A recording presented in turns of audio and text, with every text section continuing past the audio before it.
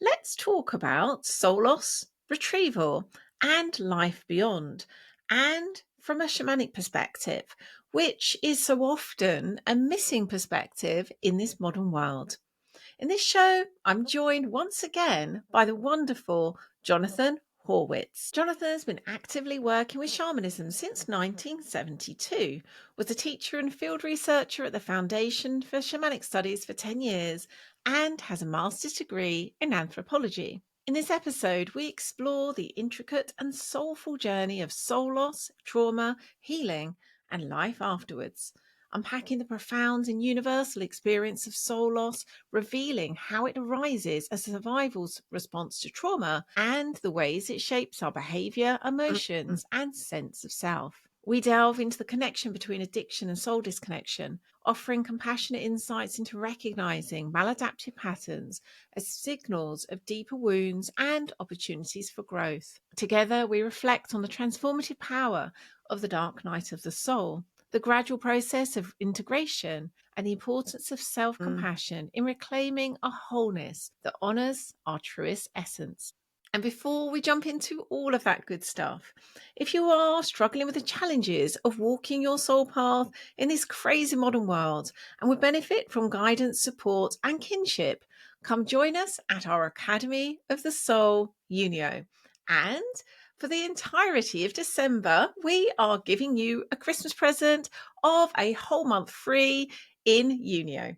Find out more and join us by going to bemythical.com/Unio now, or click the link in the description. And now back to the episode. Let's dive in.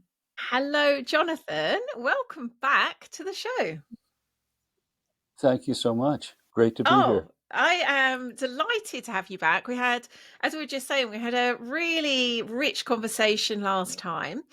And this time I think, come to, one of the most juicy, but also helpful, necessary conversations I think potentially could be had.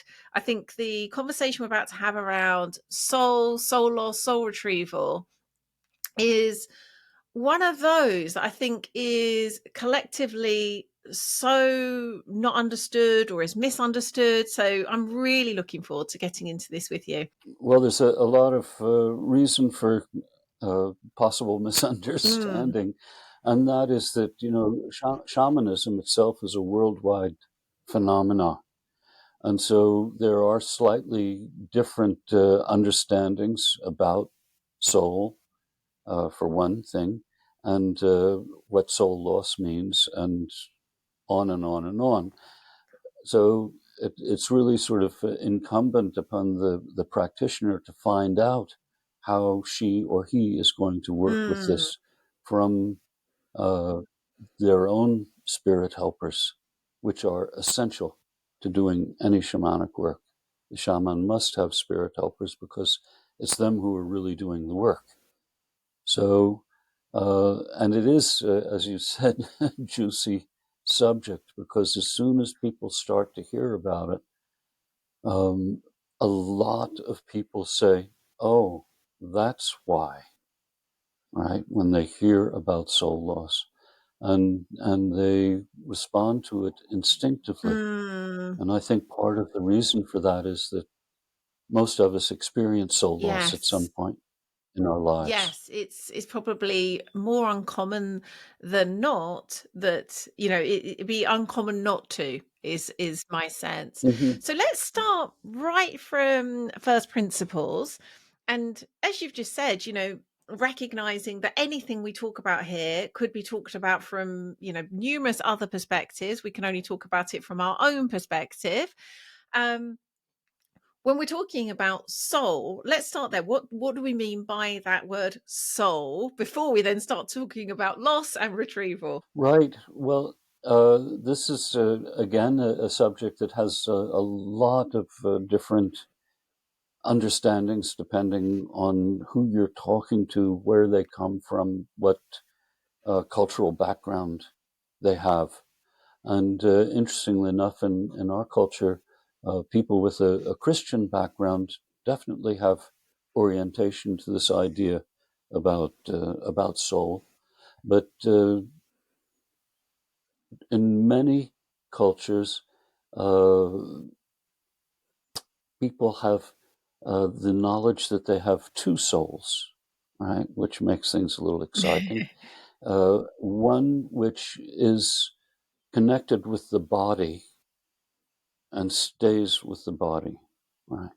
And another one which is having to do much more with what we could call personality, for Mhm. example, today. And this one is not stuck in the body, right? Some cultures, they understand that not only does the body have a soul, but for example, the arm has a soul, the hand has a soul, each one of our fingers has a soul, each joint in our finger has a soul, and finally we get up to the fingernail, and that has a soul Mm. too. So when you clip your fingernails, what are you doing, right?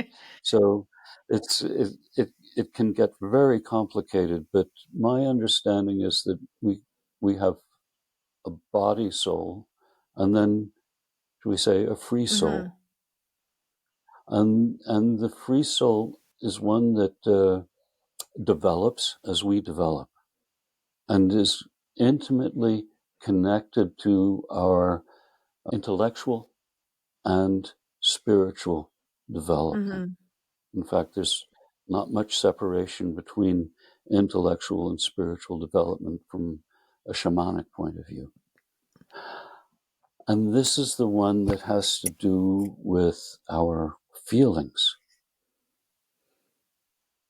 And so this is very much connected to a lot of things that all of us are aware of, because none of us deny that we have Mm. feelings. It doesn't go very well when we try. I mean, people have. People do. They try to keep their feelings in a jar. Some people Mhm. do, but it doesn't Mhm. work, does it? And so somebody comes along and pushes my buttons, and my feelings come out of hiding, right? And this happens to a lot of people.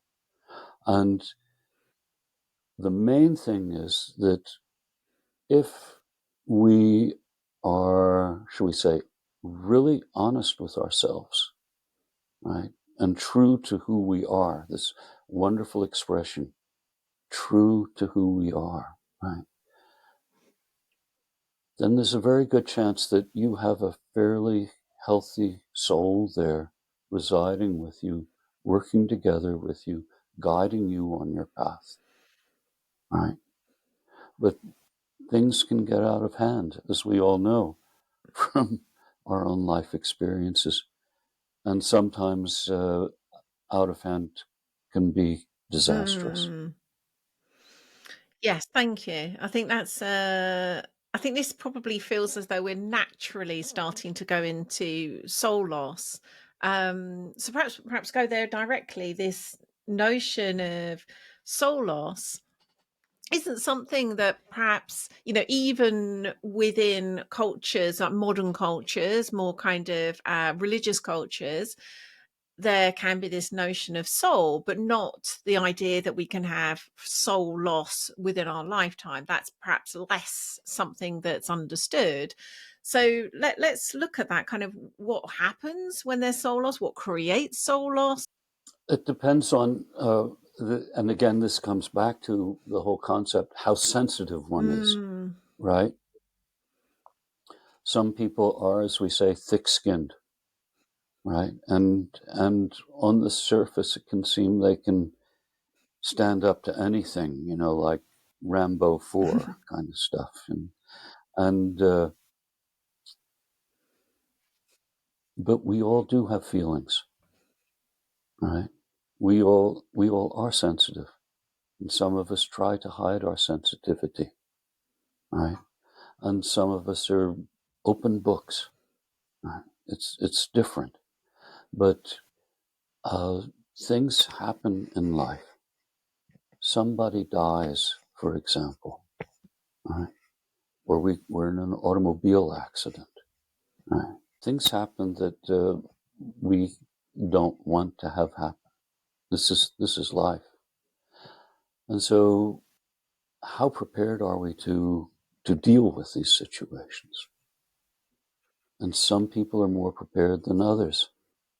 Some people, for example, if they have a happy, so-called happy childhood, and they are reinforced by their parents and their teachers and encouraged to recognize their own power. Right? This word power, very central in shamanic conversations. So they're powerful people as they step into life. At the age of, 3 or 4, that's when we start to step into life. Or maybe life steps into us earlier, right? But if we're encouraged and we're supported and we're taught well and we receive well, then we're in a fairly good condition. Not everybody is so lucky. Some people are born into a very difficult situation. And their being, their spirit being, may feel threatened at any time. And all of us have experienced having this feeling of being threatened. I think there are very few people who get beyond 6 without having had that feeling at some point. And this is what we're theoretically educated to do, to recognize when we're in a situation that's not comfortable for us and to handle it in some way. But sometimes things happen so that we don't handle it. It could be repetitive behavior on the part of others. Right? And there's some part of us that says, I can't take this anymore. And this is when soul loss happens, right? Part breaks off, and it's a survival technique. It's a survival technique. This part says, I'm out of here, guys, right? You take care of yourselves now. Bye-bye. Right? And off they go. And the thing about survival techniques, it's not, what you're left with is not optimal, right? Because you've lost a part of yourself, right? When I was in the army, part of the survival techniques we had in Vietnam was to have bunkers, big piles of sandbags with a room in there where we could go if we got attacked, right? And the soul will do the same thing. Take off and find a safe place to be. And that means I don't have access to that part of myself that cannot cope with the situation that I'm in. And then that situation does not persist. I get older. I move out of that house where I've been uncomfortable, right? And I've done all right because that part of me that was sensitive to the situation there gone away. And then I move into life. I meet people, get a job, get married, get into relationships, whatever. But part of me is not there. And that's difficult. I think you've That is really difficult. described that so beautifully. There's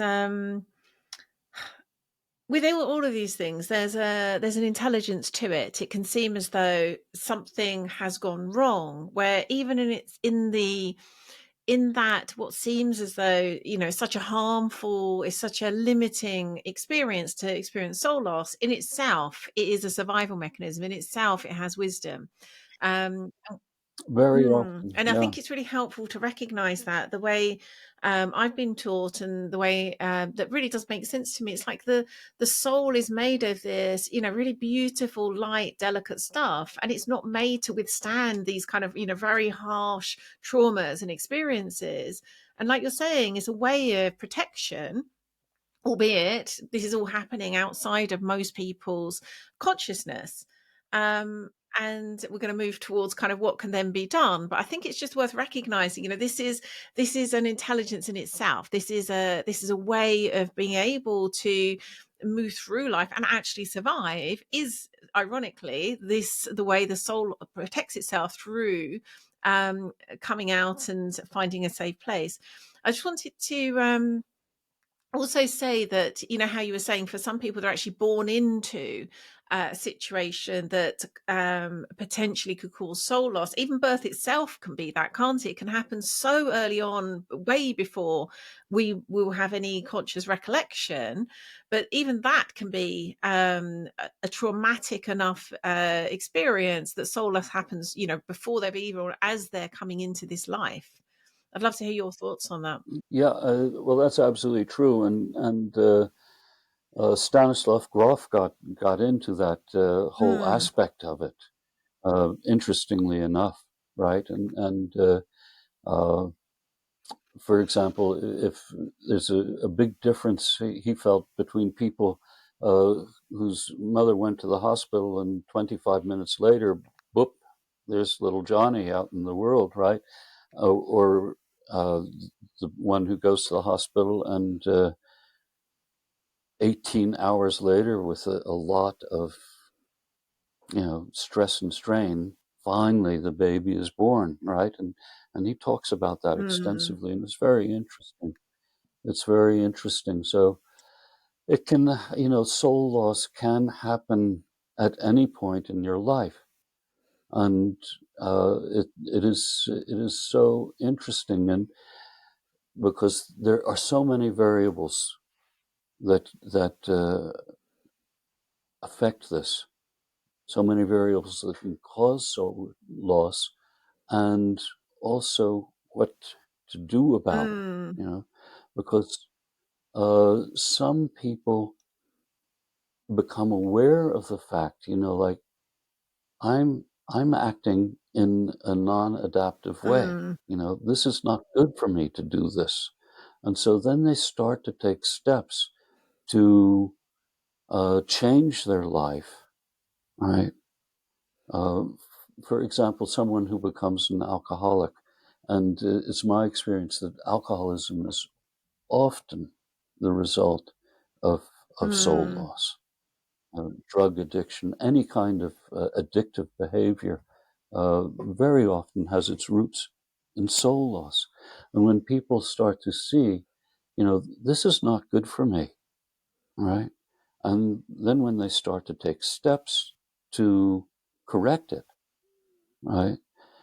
What this can lead to is a spontaneous soul retrieval, mm, right? The soul picks it up and says, well, this guy's finally waking up. Let's see what happens. And they don't come rushing back, of course, but after a while, they say, okay, it looks safe. mm. Yes. So let's come home. And they bring themselves back home. But this does not always happen. It certainly can happen. Mm, And when it often happens is after the person has had a soul retrieval.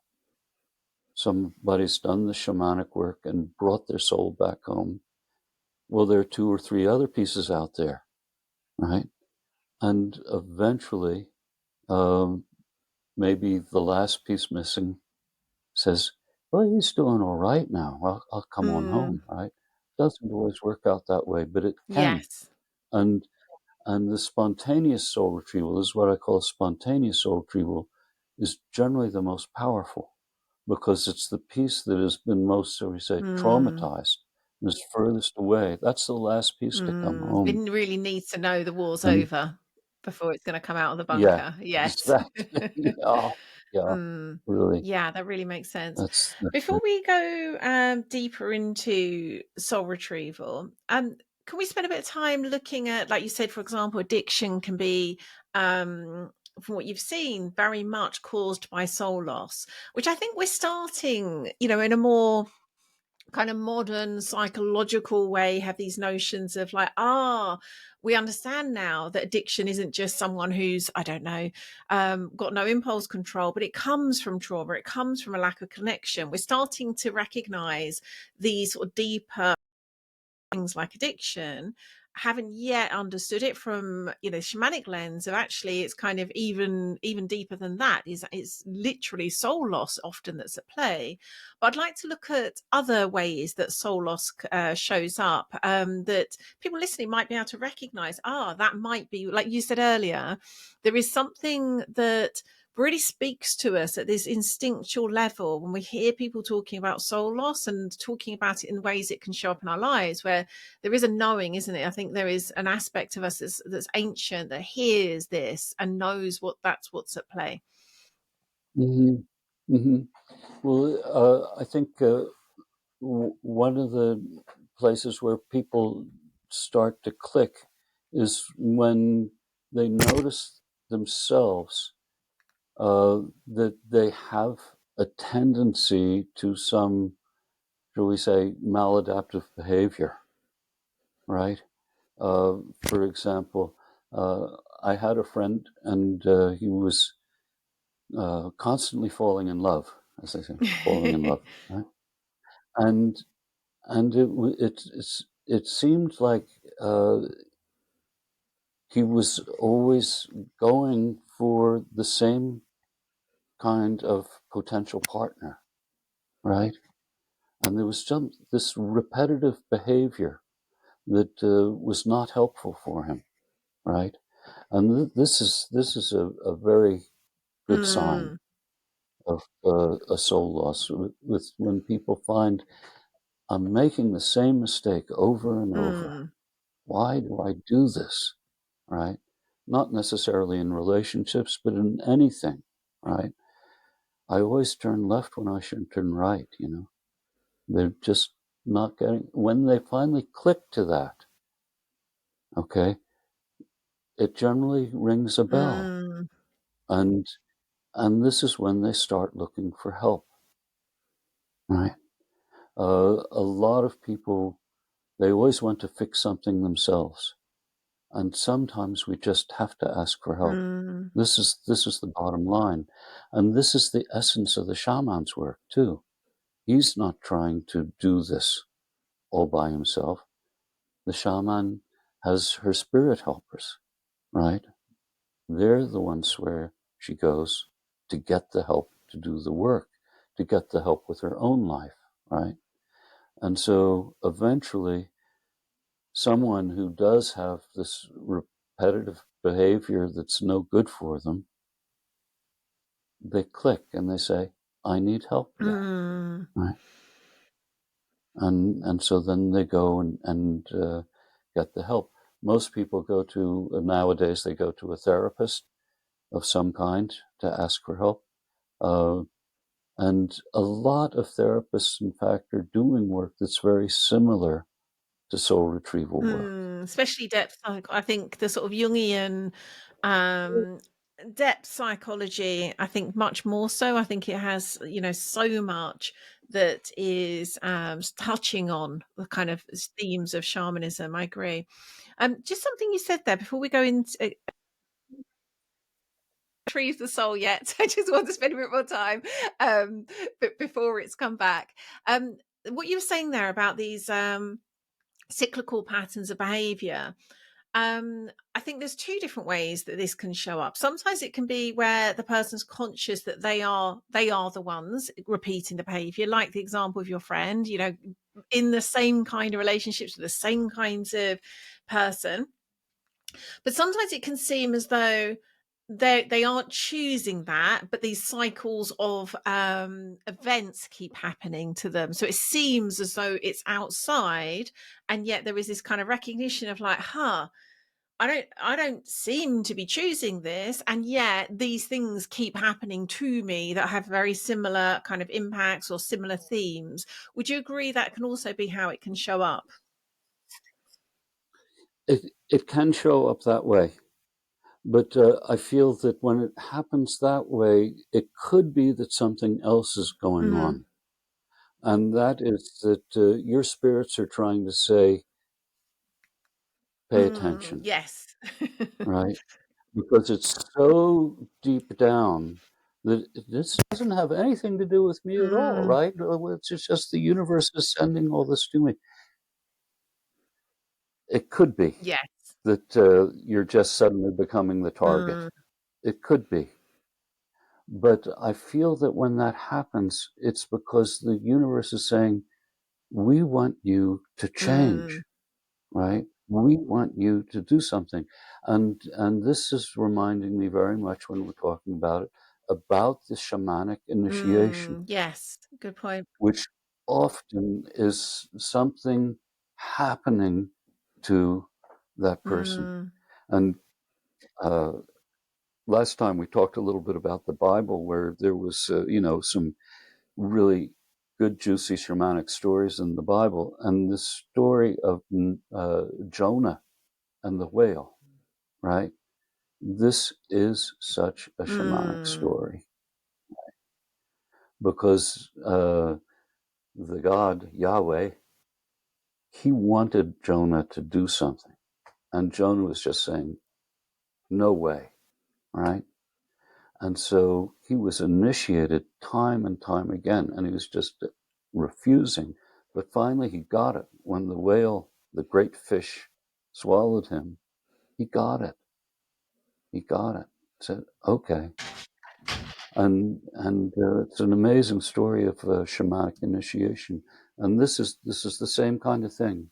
So sometimes when seemingly bad things keep happening to us, it's actually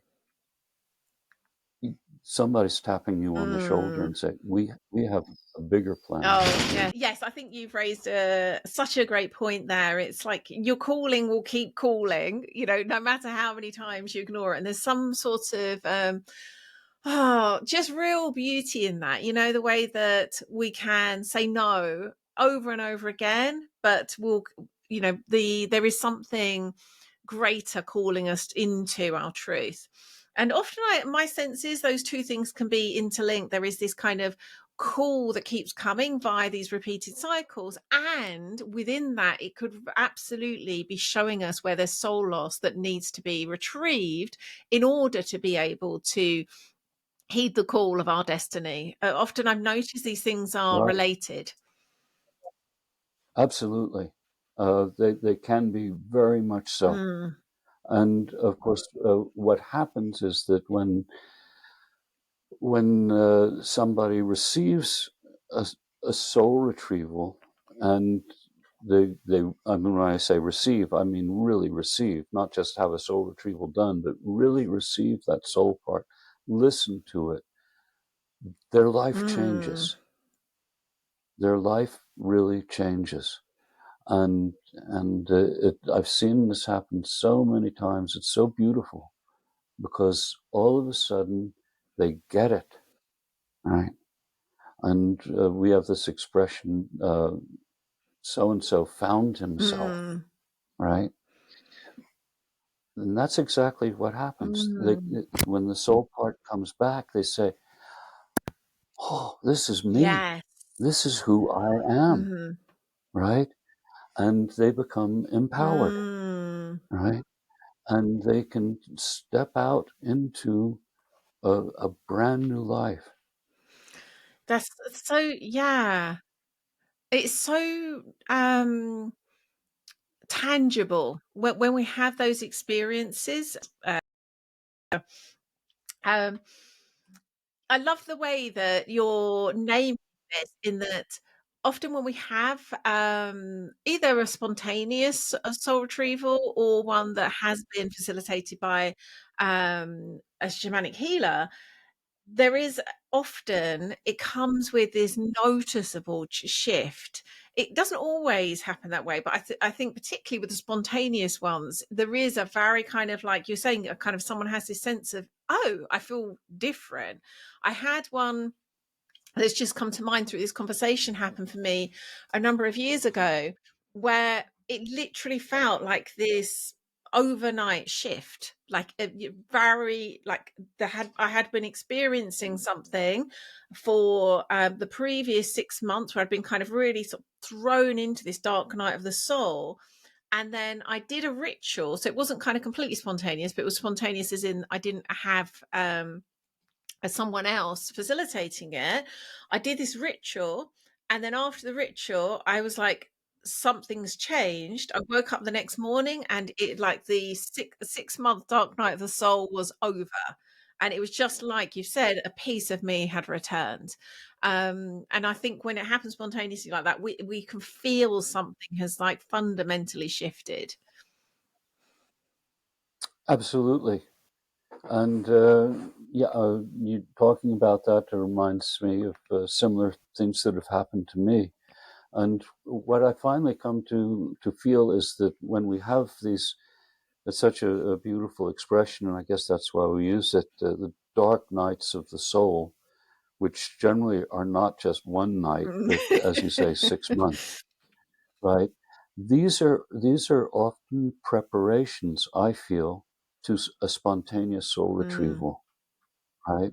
Because what happens is that we get very quiet finally. mm, You know, a dark night of the soul can start off to be um, pretty rambunctious, you know, but then more and more we get further and further in, you know, and then finally, if we're lucky, whoomp, mm, right? And if it's with a spontaneous soul retrieval, this generally means a new chapter has just started. yes. A chapter of power, chapter of insight, chapter of understanding. Yes, that certainly mirrors my experience. So we're now allowed to talk about what's happening when there is an intentional versus spontaneous soul retrieval happening, or even I suppose we are going to talk about literally happening with a spontaneous one here too. Um, what's actually, well, as far as you can understand, what's taking place when there is a soul retrieval? What does that look like? What's happening? What are the, I guess, kind of what's the, we talked about, I don't know what this episode will actually be called, but something like, life after a soul retrieval. Like, what does that ask of us? So there's quite a lot of questions in that, but Well, yeah, only about 5 or 7, but what does life ask of us after a soul retrieval? And it, you know, it's really interesting because life is change, right? If it's anything, it's change, and we just keep on changing, and yet some parts of us remain the same. It's so fascinating, mm, but change happens. Can't get away from it. I meet somebody I haven't seen for, it happened just the other day. A friend of mine, a really close friend. We've kept in touch through the years, but I haven't seen him for 20 years. A little bit more than 20 years, in fact, about 25 years. And the last time I saw him was when his partner was giving birth, and and I was there, oh wow. and they named this wonderful person Jonathan, right? Oh. And yeah, it was great. And I guess I've seen my friend once or twice since then, but we've kept in touch, and we have mutual friends, and so we knew how we're doing. And he came up here uh, the other day with Jonathan and with Jonathan's kid, Oh, wow. right? And yeah, it was a terrific experience, you know. And both of us have really changed. My old pal and I, we've really changed. Now we're a little bit beyond middle age, right? And so wonderful because there are parts of him that are just this wonderful friend that I had, 25 years ago, and yet he's also evolved, right? He's also evolved, and so my feeling about him was he was even more wonderful than the Mm. person I knew back then. Very much the same, but evolved. It's not always that case. Sometimes you meet someone, and yes, there is that sameness about him, the same wonderful qualities, but oh, life has been hard with him and difficult, and things haven't worked out, and you know, on and on like that. And this person is not his good old self. The echoes are there, right? But the power is gone. And so it's fascinating. And in this case, with my friend the other day, we just had a wonderful time. The three of us, well, the four of us, right, including myself, right, and it was terrific. But with other people, it's a little bit sad. And sometimes when they come, they say, "Oh, Jonathan, I hear you're doing the soul retrieval. Can you maybe help me out?" Say, "Sure, come on over." Right. And then, it's very often that you find the missing piece of the puzzle and the picture is clear. And then they feel that and they see the picture, the new picture, not the old Mm. picture with the missing piece, but the new picture. And their life starts to come back on track. In some cases, with people who've really had a hard time, they might have to have several soul retrievals before they're really feeling like themselves. But it's a new self. It's not the old self from 25 years ago. Mm.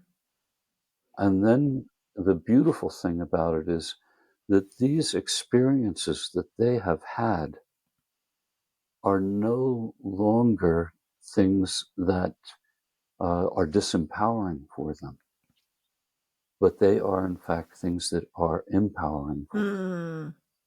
It's quite incredible, isn't it, that the way that seemingly similarly traumatic experiences can be experienced in a very different way when we have our power, when these parts of ourselves have come back. Exactly, exactly.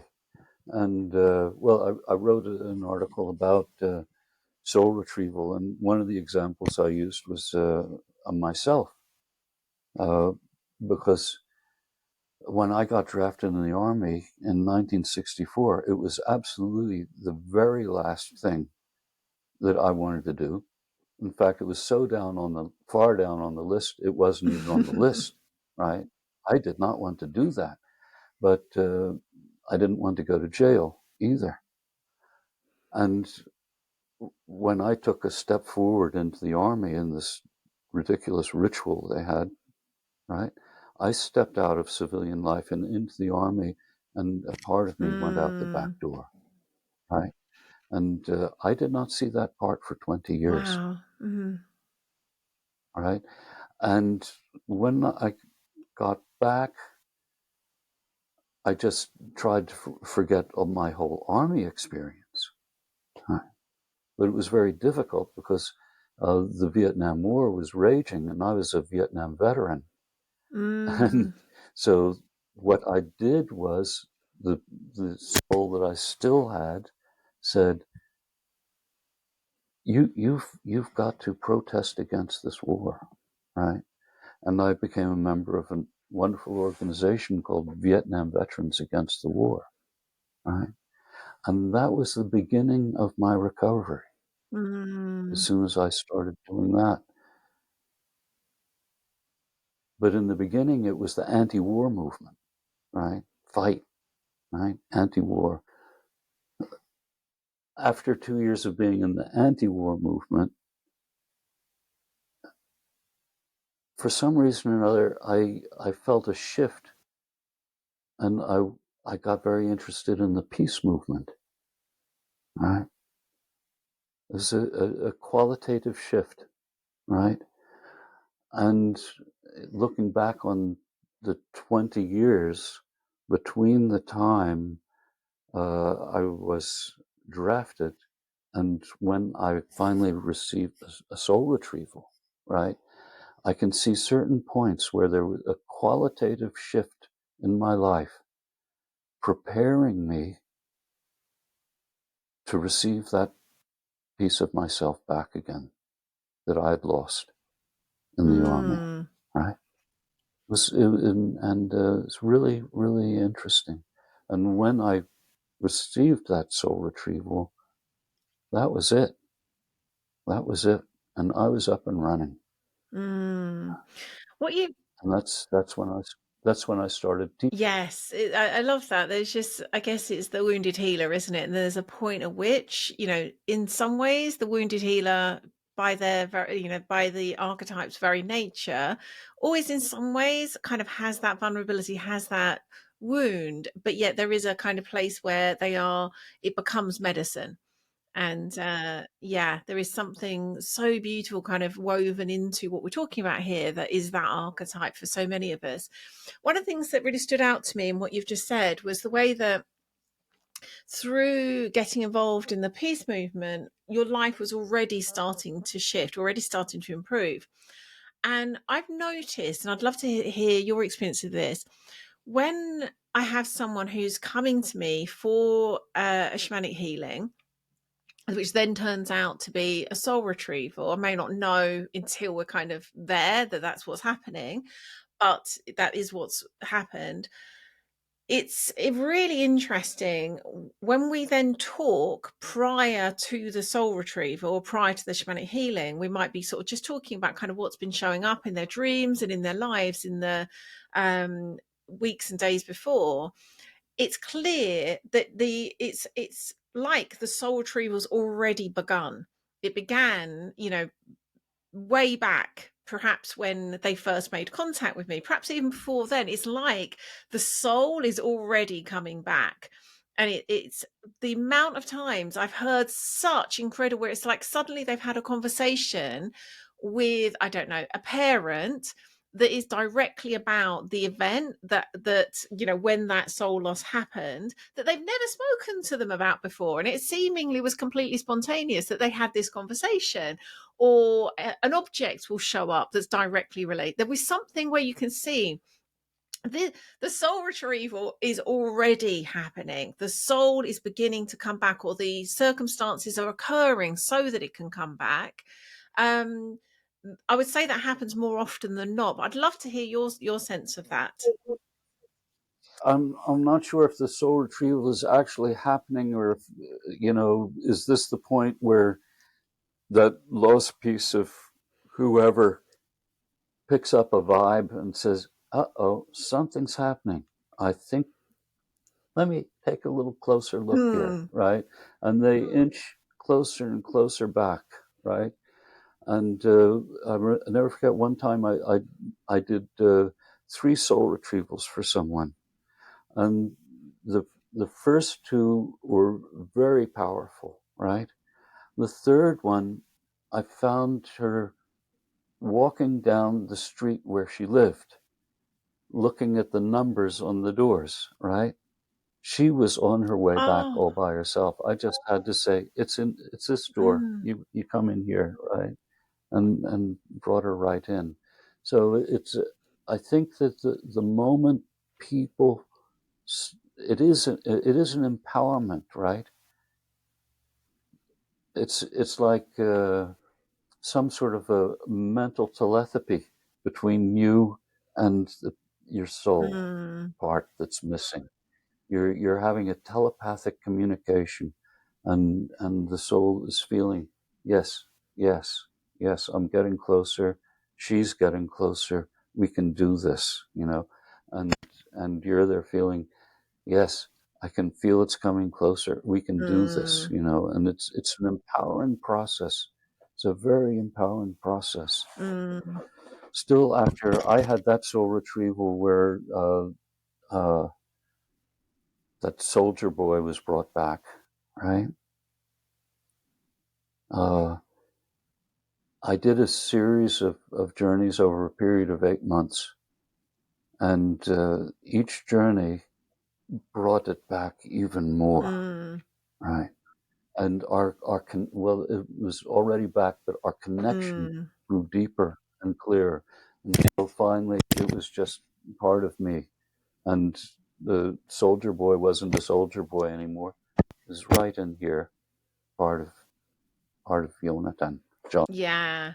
I love how you've said that. And I think this would be a really good place for us to go just before we finish this show, where it isn't so much that, as you say, we kind of need to keep on retrieving the soul. The soul's back.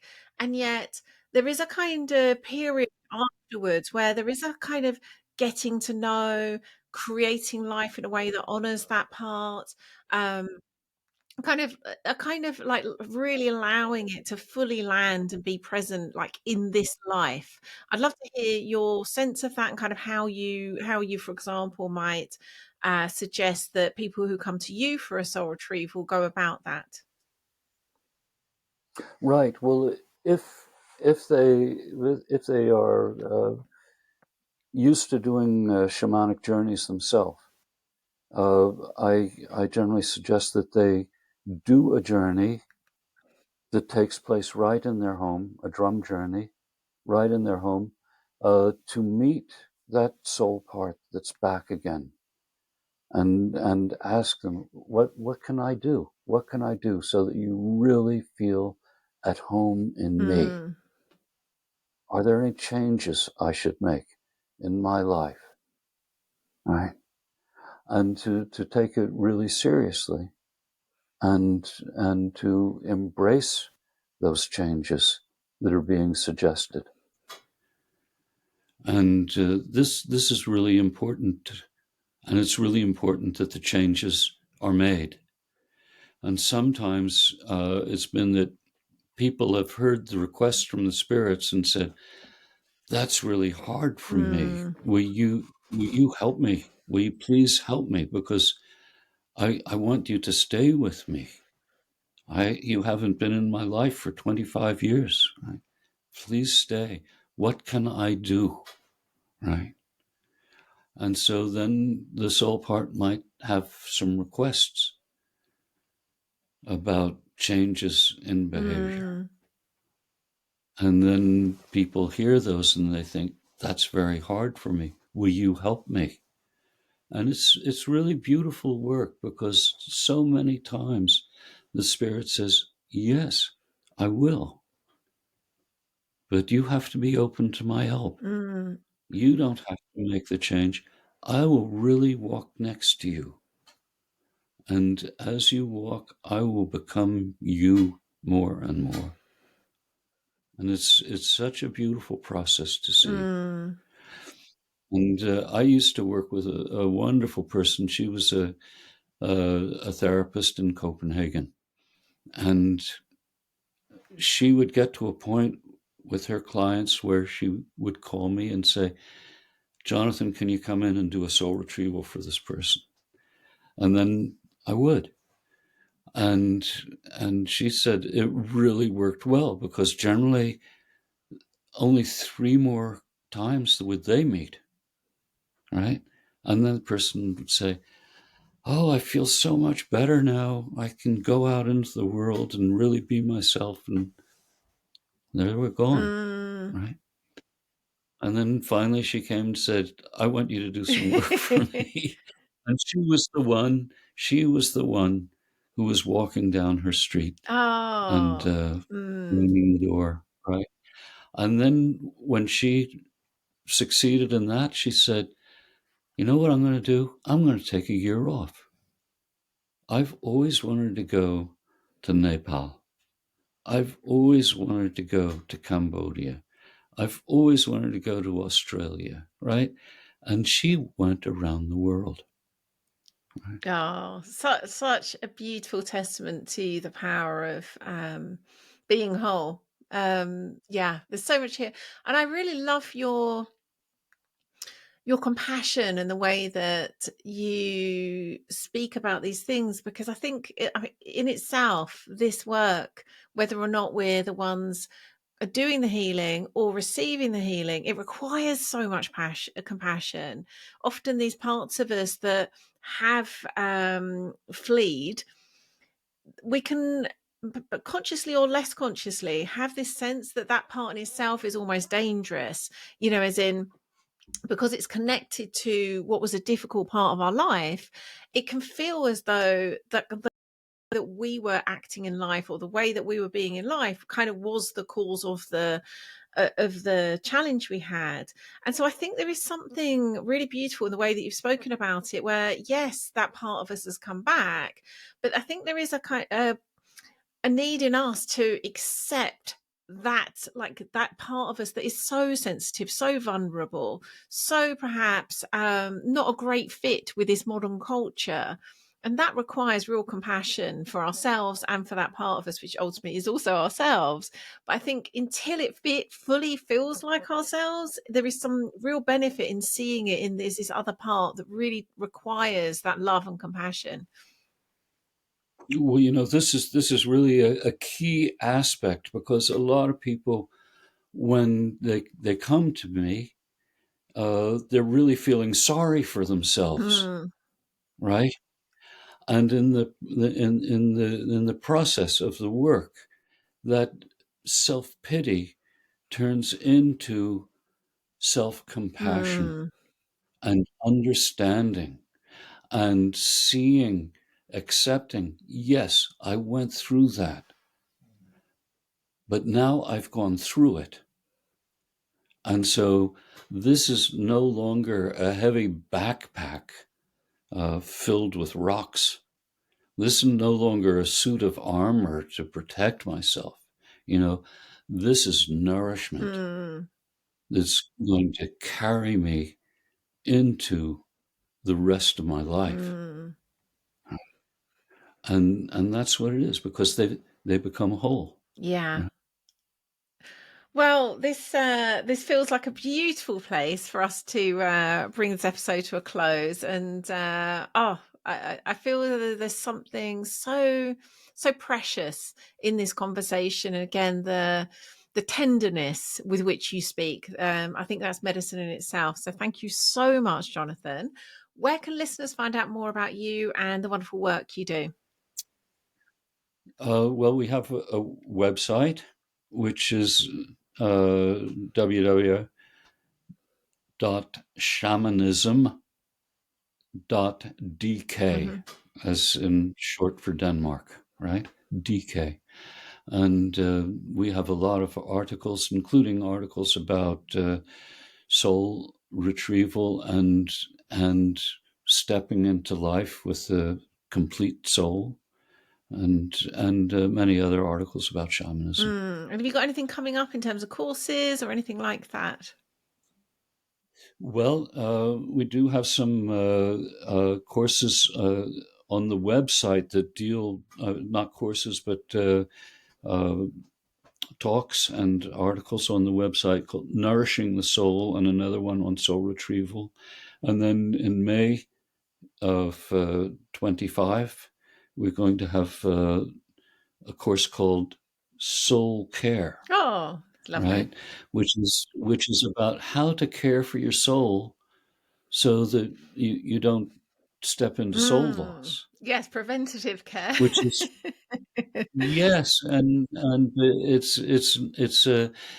sort of about sort of bodybuilding for the Mm, soul, so exercise for the soul, mm, right?